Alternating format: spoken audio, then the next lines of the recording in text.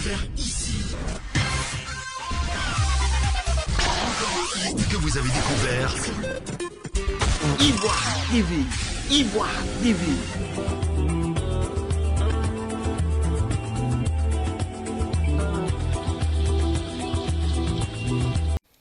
Certainement qu'il vous est déjà arrivé de vous demander ce que vous devenez après la mort. La mort est-elle la fin de toute chose? Est-ce le début d'une nouvelle vie? En tout cas, les considérations diffèrent en fonction des religions et des croyances. Aujourd'hui, nous avons l'occasion donc d'échanger sur le sujet avec M. Ralph Nguessan. Je crois qu'on a déjà reçu la semaine dernière sur notre plateau. Il est théologien, écrivain et auteur du livre L'Arbre de vie, qui vous sera certainement présenté très bientôt sur un autre plateau que nous aurons avec lui. Monsieur Nguessan, bonsoir. Bonsoir, monsieur Hadji. Alors moi, j'ai envie de vous demander, là, en tant qu'être humain, être possédant une âme, tout autant que l'animal, je suppose, selon ce que nous dit la Bible, que vous défendez et à laquelle vous croyez, qu'est-ce que moi, je deviens après ma mort? Je remercie encore la télévision qui nous fait le bonheur. Ivoire TV. Voilà. Et tous ces téléspectateurs qui recherchent tant bien que mal la vérité sur tout ce qu'on traverse dans cet univers, dans cette création. Ah oui, c'est l'une des questions vraiment qui trouble l'esprit de plus d'un millier de personnes. Quand je meurs aujourd'hui, ce moment tant redouté, en même temps inévitable, qu'est-ce que je deviens alors? La Bible dit que tous seront salés au feu. Et le Seigneur prend quelque part, le Seigneur Jésus-Christ, quand je parle, il prend quelque part une parabole pour nous montrer un peu la partie où il dit à l'intendant de payer le salaire à chaque ouvrier. Quand on parle de la parabole des ouvriers de la 11e heure. Ici, tout ce qu'il faut révéler tourne autour de la mort. La mort, ou comme le thème le dit si bien, où vont nos âmes ou les âmes après la mort? Je souhaiterais qu'il soit plus intéressant de dire ce qu'est l'âme et aboutir à la mort. Assez rapidement. Parce que l'âme, comme le corps et comme l'esprit, est une des trois composantes de l'être. D'accord. L'être humain, l'être humain. tout autant que l'être animal, peut-être. Oui. Ou certainement. Tout ce que Dieu a créé, il a doté d'un corps, d'une âme et d'un esprit. D'accord, c'est déjà rassurant. Maintenant, c'est quoi l'âme? C'est quoi le corps? C'est quoi l'esprit? Pour comprendre déjà qu'est-ce qui est donné à la mort et c'est quoi la mort. La mort, en fait, au fond, c'est une séparation.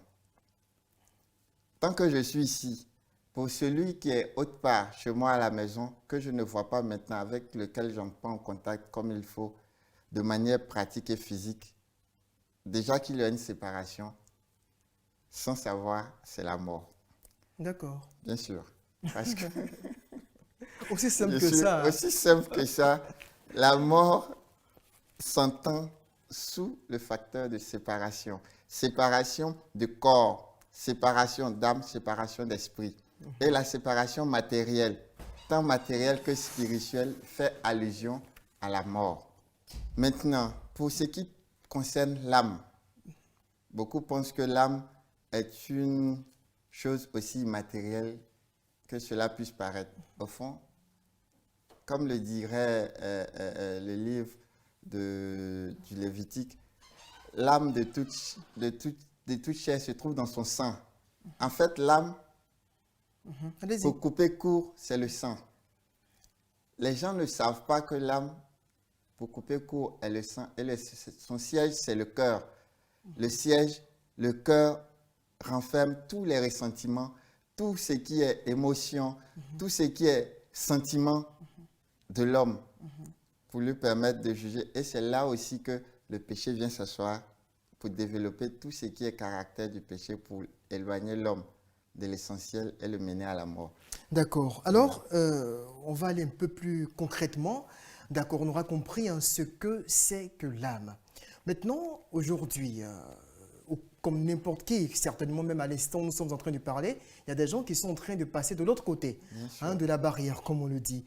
Alors, ceux-là, quand ils meurent de façon fondamentale, quelle est la destination de leurs âmes? Ben, pour juger de la destination, un seul peut déjà Ou juger. quelles peuvent être les destinations possibles de l'âme? D'abord, Il peut commençons par avoir là. plusieurs destinations. Déjà que notre présence ici est un voyage.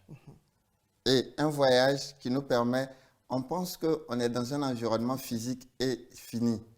Alors qu'au fond, il y a des mondes qui on peut dire, superposent. Et à côté de ces mondes qui se superposent, il y a le monde matériel et le monde immatériel qui fait allusion à l'esprit. Comment comprendre que ce monde dans lequel nous nous trouvons là a ses facettes?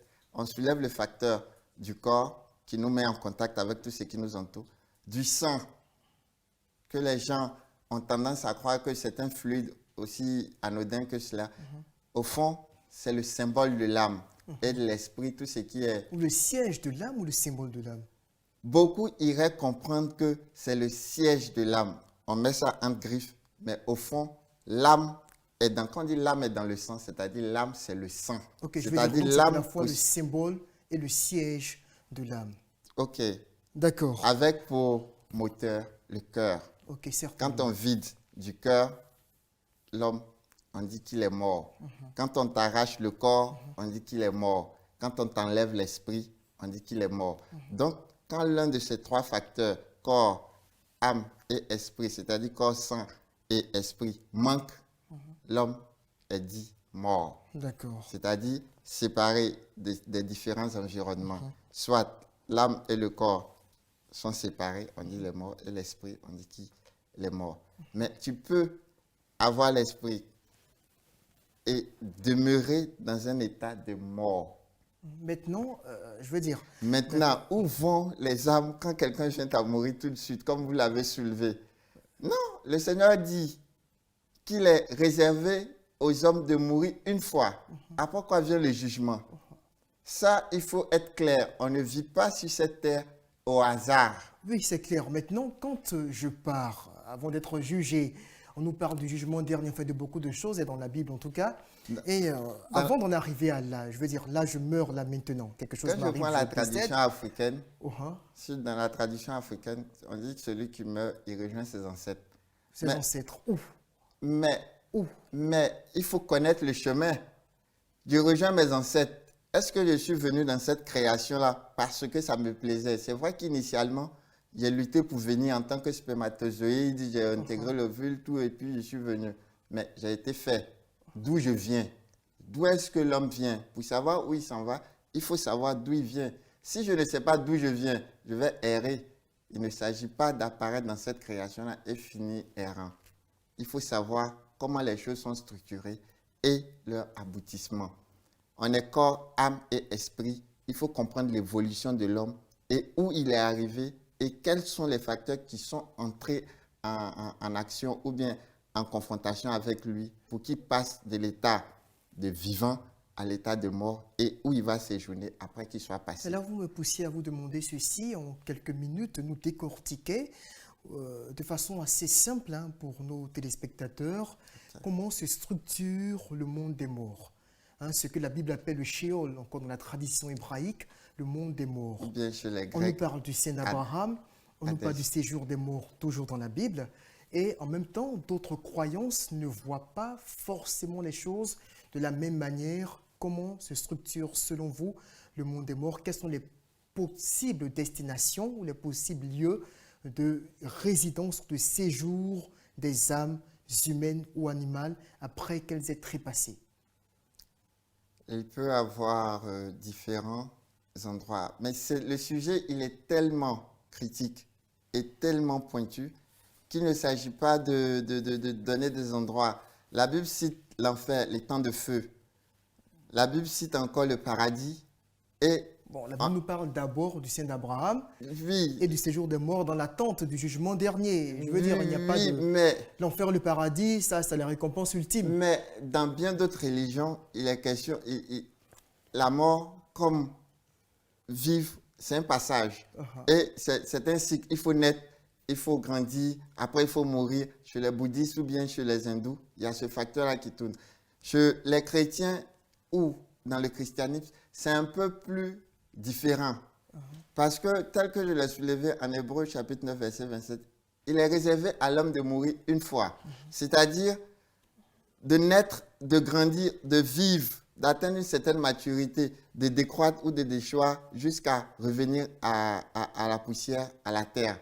Donc, l'homme, tel que le Créateur a initié au départ, c'est qu'il a tiré de la poussière, de la terre, il a façonné l'homme, il lui a donné un esprit. L'homme est devenu une âme vivante. Donc, il faut comprendre par là qu'il y a une composition. Si je veux m'attendre à mourir, si je meurs, pour être plus banal ou stupide même, je dirais, je retourne à la poussière. Je ne m'attends pas à ce que... Premier élément, Salomon nous dit déjà dans le livre de l'Ecclésiaste, l'homme, le sort de l'homme est pareil à celui de la bête, voilà. Tout demeure, tout descend voilà. Dans le Sheol. Voilà. Ok, descend dans le Sheol. Et ce qui veut dire que d'abord, nous allons là-bas. Voilà. Selon la Bible, selon la Bible. D'aucuns parlent de réincarnation. J'aimerais vraiment qu'on dise un mot sur ce point-là, la réincarnation. C'est vrai que le temps est vraiment très court, il ne nous reste plus beaucoup de temps, selon ce qu'on me signale de l'autre côté, derrière la caméra. Mais déjà, la réincarnation, est-ce que vous y accordez du crédit d'un point de vue biblique? Se réincarner, en fait, ressemble à quelque chose d'ordinaire. La réincarnation, c'est juste intégrer un corps et un corps charnel, reprendre de la chair. Ça, c'est de la réincarnation. Mais la réincarnation sous-entend quoi? Être esprit, adopter une chair. Ça, c'est monnaie courante. Quand on entre dans l'église ou dans le monde où nous sommes, il y a plusieurs réincarnations. Les gens pensent qu'il s'agit de... Soit Nguessan Ralph, il est décédé, il s'est retrouvé dans un autre corps là-bas qui s'appellerait Habib ou bien... Non. Les démons que nous rencontrons, qu'on appelle démons, les esprits, pour se manifester, ils ont besoin d'intégrer les corps. Donc, certains sont simplement corps célestes, ils intègrent des corps, on dit s'incarnent. Et ils vont encore, ils sortent, on les chasse ici, ils vont d'autre part. Et c'est la même réincarnation. N'allons pas penser que je meurs et je reviens. Non, ça peut arriver qu'on meurt. Quand on a atteint le volet esprit, on peut revenir. L'esprit, oui.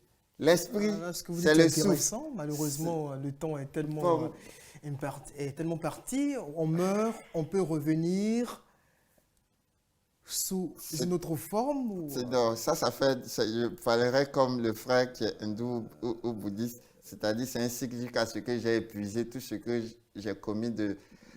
Il faut s'attendre à ce qui est. Ce qui est qu'on ne peut pas se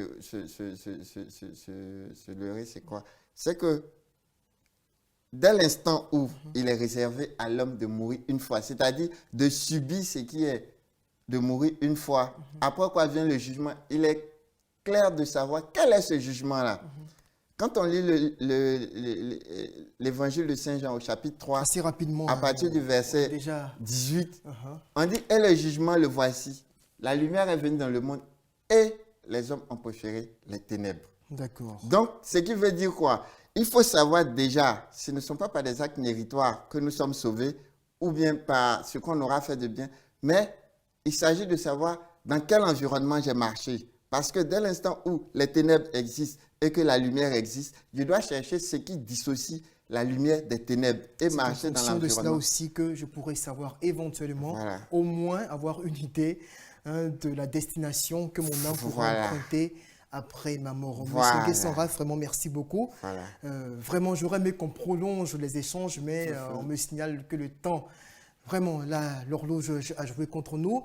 Merci également, merci encore à vous, merci également à vous, chers téléspectateurs. Je rappelle que nous parlions justement de la destination des âmes après la mort. J'espère que si vous vous questionnez toujours sur l'issue de votre vie terrestre, vous aurez quand même, à travers ce temps d'antenne, pu avoir quelques réponses. En tout cas, le conseil qu'on peut vous donner, c'est simplement de savoir marcher. D'abord, pourquoi vous êtes venu sur la terre. Ensuite, savoir en fonction de cela comment marcher et choisir avant tout la lumière. C'est sûr. Merci à vous. On se retrouve très prochainement. Vers ici. Que vous avez découvert Ivoire TV. Ivoire TV.